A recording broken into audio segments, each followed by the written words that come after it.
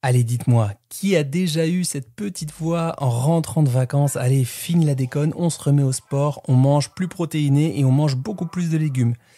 Eh bien, moi, moi déjà, ça m'est arrivé avant, pendant, après les étés. J'ai longtemps cru qu'il fallait rattraper, entre guillemets, mes étés, compenser, comme si mon corps tenait un carnet de comptes, qu'il fallait absolument équilibrer la balance. Spoiler alerte, ça marche pas comme ça.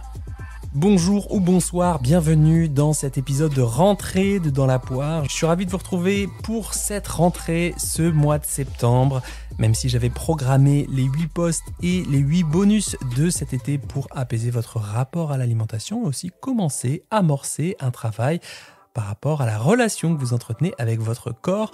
Donc là, c'est à mon tour de bosser, à mon tour de m'y remettre. En tout cas, je suis plutôt bien reposé. Je vais essayer de modifier le rythme, modifier quelques contraintes et prendre plus souvent des pauses pour équilibrer ce rythme effréné, des pauses de paresse et d'oisiveté. J'ai dit plein de gros mots, paresse, oisiveté, assez en lien avec quelques lectures de cet été et une ou deux que je continue. Je vous en parlerai d'ailleurs très bientôt. Alors, cette idée qu'on doit compenser, entre guillemets, l'été. Elle vient d'où? Déjà, on peut avoir une vision très comptable de l'alimentation. Donc, j'ai mangé plus de glace, donc je dois manger moins de tout le reste. Mais notre corps, lui, ne fonctionne pas exactement comme un banquier. Il n'a pas de calculette intégrée qui lui dit « Ouais, t'as pris trop de rosé en août, ça sera salade verte et cabillaud vapeur en septembre. » Ensuite, ce genre de discours intérieur est ce qu'on appelle en psychologie un biais de compensation morale. Ça consiste à penser qu'on peut équilibrer, entre guillemets, une action perçue comme négative par une action perçue comme vertueuse, entre guillemets. En résumé, j'ai trop mangé, donc là, je dois me restreindre. Ce qui se passe vraiment, c'est qu'on confond changement temporaire et écart à punir ou à compenser. Donc, l'été, nos rythmes ils changent souvent, nos envies changent, notre contexte social change, la nourriture disponible, notamment les fruits et légumes disponibles, change aussi, et ça, c'est plutôt normal. Le cerveau, lui, il apprécie aussi parfois la nouveauté et la détente. Ce sont d'ailleurs des sources naturelles de dopamine, ce neurotransmetteur lié à la motivation et au plaisir, à l'anticipation même du plaisir. Et au retour des vacances, c'est souvent notre cortex préfrontal, c'est-à-dire la partie du cerveau qui anticipe, qui organise et qui juge, qui reprend le contrôle. C'est comme si votre cerveau passait de mode vacances à mode manager. C'est beau, ce manager. À mode manager stressé, c'est-à-dire qu'il ouvre son ordi, il regarde les comptes, il panique, il vous dit « Ok, bon bah là, il faut faire un plan d'urgence, ma cocotte ou mon coco ». Sauf que on parle de votre corps, pas forcément d'un tableau Excel. Et donc, il peut vous envoyer des messages du type « T'as fait n'importe quoi, il faut corriger maintenant ». Tu t'es laissé aller, etc. Et c'est à ce moment-là que surgissent les plans dits de reprise en main, qui sont plus ou moins doux, le jeûne intermittent, les jus détox ou la semaine ultra équilibrée. Tout ça, ça repose quand même sur une logique binaire qui moralise les aliments. Il y a donc les bons aliments d'un côté et les mauvais de l'autre, que ce soit pour le poids ou la santé. Le problème que je perçois dans l'idée de compenser, c'est qu'elle peut installer un cycle mental épuisant. Plaisir, culpabilité, restriction, frustration, craquage, reculpabilité. Et ensuite, il faut que je me réconforte parce que quand même, je me sens bien coupable. Ce cycle est assez bien documenté en psychonutrition, notamment dans les recherches sur les troubles du comportement alimentaire type restrictif compulsif. En cherchant à compenser, vous envoyez inconsciemment à votre cerveau le message suivant « Tu n'as pas le droit de te faire plaisir ». Et ce qui est à mon sens un peu plus dommage ou dommageable, c'est que vous apprenez à votre corps à ne pas faire confiance à ces signaux internes comme la faim, la satiété, le rassasiement ou vos envies. Alors si jamais c'est le cas pour vous, cet épisode, c'est pas pour vous blâmer ou vous dire que vous faites mal les choses. C'est un mode de fonctionnement qui est plutôt assez humain, vu la société dans laquelle on vit. C'est-à-dire une société dans laquelle les injonctions sur ce qu'il faudrait manger sont pluriquotidiennes.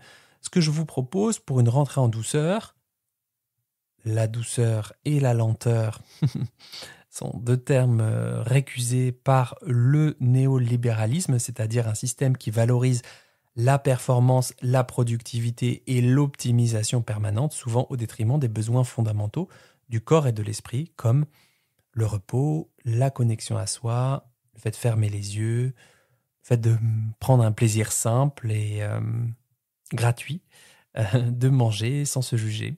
Donc, douceur et lenteur. Douceur et lenteur.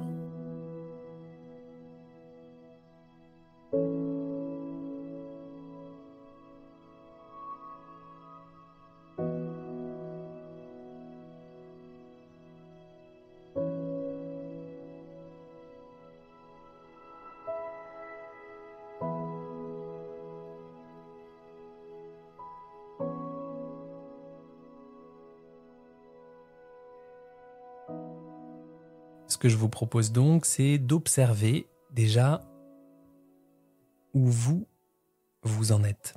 Petite question pour vous. De 1 à 10, est-ce que je me reconnais dans cette phrase-là ? J'essaye de compenser l'été. 10, c'est je m'y retrouve beaucoup. 1, c'est je m'y retrouve pas du tout. Vous prenez un chiffre, le premier qui vient, sans forcément réfléchir, sans suranalyser. Est-ce que je me reconnais dans cette phrase-là ? J'essaye de compenser l'été. Ensuite, quelles sont les émotions qui sont liées à mon résultat ? Est-ce que je ressens de la culpabilité ? Une sensation de j'ai trop fait. J'ai trop mangé. Est-ce que je ressens de la fierté ? Comme si, tiens, reprendre en main, me redonner du contrôle. Est-ce que je ressens plutôt quelque chose de l'ordre de l'angoisse parce que j'ai peur des conséquences sur mon corps ou sur mon image ou sur mon poids ou la capacité à rentrer dans mes vêtements ? Est-ce que ça me rassure de penser que je peux corriger le tir ? Est-ce que ça me tend ? Parce que je sens que je me mets une petite pression plus ou moins visible. Ensuite, quelle histoire je me raconte autour de ça ? Tiens, je me dis que si je fais rien maintenant, je vais forcément le payer. Je vais peut-être même le payer à l'automne, parce que l'automne-hiver, c'est pas facile pour moi, et donc si je me suis laissé aller l'été et que je me mets sous la couverture dès l'automne en mode hibernation, peut-être qu'il faut que je prenne quand même un peu les choses bras-le-corps en septembre. Je pense que j'ai exagéré. Je dois réparer. Je me dis que j'ai rien contrôlé, je me suis foutu la paix pendant ces vacances et peut-être je dois reprendre ce contrôle. Je me dis que c'est normal, après tout le monde fait ça d'une manière ou d'une autre à la rentrée. Je me dis qu'en vrai, l'été c'est ma saison, je suis jamais sérieuse l'été, donc voilà, j'ai que ce que je mérite. Ces histoires, elles sont ni bonnes ni mauvaises, ce sont des narrations internes, c'est-à-dire ce qu'on se dit dans notre tête en gros, qui révèlent des valeurs comme l'équilibre, le besoin de maîtrise, la responsabilité de soi, parfois des peurs aussi, la peur du jugement, la peur de grossir, la peur de mal faire entre guillemets. L'idée c'est pas de les effacer, mais plutôt de les observer avec certaine curiosité, en mode tiens, qu'est-ce que je me dis quand je suis comme ça ? Avant de vous laisser, je vais vous laisser 3 pistes pour peut-être essayer de mieux ajuster vos choix alimentaires, d'être un peu plus cohérent avec ce que vous souhaitez vraiment dans le fond de votre cœur. Première piste, est-ce que je cherche à répondre à un besoin ou à effacer une faute ? Est-ce que je cherche à répondre à un besoin ou à effacer une faute ? Cette question, ou plutôt cette réponse surtout, va peut-être vous aider à faire la différence entre une démarche nourrissante, dite appétitive. J'ai besoin de retrouver de l'énergie, du mouvement, de la clarté. J'ai besoin de continuer à bouger de manière qui est bonne pour moi. Et une démarche punitive. Je veux annuler, je veux éviter, je veux gommer, je veux réparer ce que j'ai fait. L'idée, c'est plutôt de discriminer. Est-ce que je suis plutôt dans une démarche nourrissante, sympa, ou plutôt une démarche punitive ? Deuxième piste, qu'est-ce que je ressens vraiment juste avant de vouloir me reprendre ? Reprendre, entre guillemets, bien entendu. Est-ce que c'est de l'agacement, de la peur, du jugement, du stress, ou peut-être un simple besoin de reprendre une forme de structure. Vous savez, le cadre, ça peut être sécurisant jusqu'à un certain point, c'est-à-dire jusqu'à ce que ça soit excessif, jusqu'à ce qu'il y ait des conséquences négatives, défavorables, désadaptées par rapport à mon bien-être. Donc la deuxième piste, c'est si ce que ça me fait ressentir, c'est vraiment désagréable, comment je pourrais reformuler les choses pour garder mon cadre, qui me fait du bien, qui me sécurise, et où je pourrais peut-être ranger tranquillement cette voix qui m'agace et me juge. Est-ce que je pourrais peut-être m'autoriser à la pousser de côté de temps en temps et observer comment c'est quand j'essaie de la pousser de côté? Comment est la vie pour moi? Comment est mon rapport aux autres? Comment est ma vie avec mon assiette quand j'arrive à la pousser tout doucement de côté, comme si quelqu'un me gênait pour regarder un coucher de soleil? J'essaie de me déplacer ou de le déplacer pour essayer d'admirer le coucher de soleil. Troisième piste, si j'étais mon ou ma meilleure amie, qu'est-ce que je me dirais à cet instant précis de ma vie? À cet instant précis de ma vie.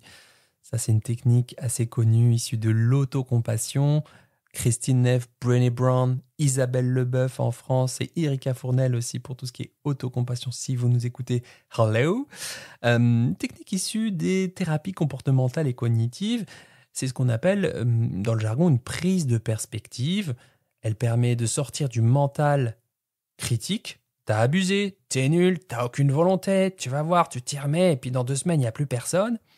Et va vous permettre d'activer un dialogue intérieur soutenant, en tout cas plus soutenant, plus constructif. Puisque Scoop, eh bien, on est très souvent plus soutenant envers ses amis qu'envers soi-même. C'est une petite manière simple de changer le ton, le timbre même, et la douceur de la voix dans votre tête. Voilà, vous pouvez écrire ces réponses dans un carnet, une note vocale, une note dans votre téléphone, ou simplement y revenir dans votre tête au moment où le réflexe compensatoire de l'été émerge. Voilà, c'était un épisode court, pratique, je l'espère concret, de Dans la poire, même s'il était très psycho. J'espère que ça vous a fait plaisir de me retrouver, moi, 100%. Si c'est le cas, abonnez-vous à ce podcast et laissez-moi un avis sur Apple Podcast ou sur Spotify. Ça veut dire, tiens, je ne passe pas au podcast suivant ou à mon activité. Je clique sur accéder au podcast, je fais défiler jusqu'à voir les petites étoiles et allez, je donne 12 secondes de mon temps pour commenter cet épisode et soutenir Charles Brumeau, ce créateur de contenu qui propose un podcast gratuitement depuis plus de 5 ans. Merci à vous. Je vous retrouve très vite pour The épisode de Dans la poire. J'espère que ce sera le prochain. Je pense que mon monteur Tommy aura terminé son boulot. Vous verrez que c'était titanesque. Il y en a pour, je pense, 1h10 d'entretien, mais tellement riche et tellement bon et tellement intelligent, intéressant à mon sens. Je suis vraiment impatient de le partager avec vous. Je vous laisse, sachez que si vous avez du mal à vous organiser dans cette rentrée, si vous prenez un peu l'eau, c'est normal, vous n'êtes pas toute seule dans votre coin, vous n'êtes pas tout seul dans votre coin. Je vous ai fait une édition spéciale rentrée Orga Batch Cooking avec 5 plats prêts en 60 minutes dans ma newsletter avec une fiche récap recette par recette. Vous m'en direz des nouvelles. Je vous souhaite un doux mois de septembre et toujours un bel appétit de vivre.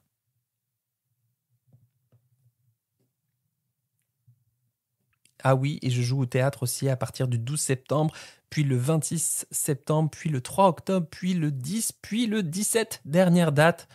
Je jouerai un personnage imbu de lui-même. Assez... complètement zinzin, quoi. Je vous embrasse et bel appétit de vivre.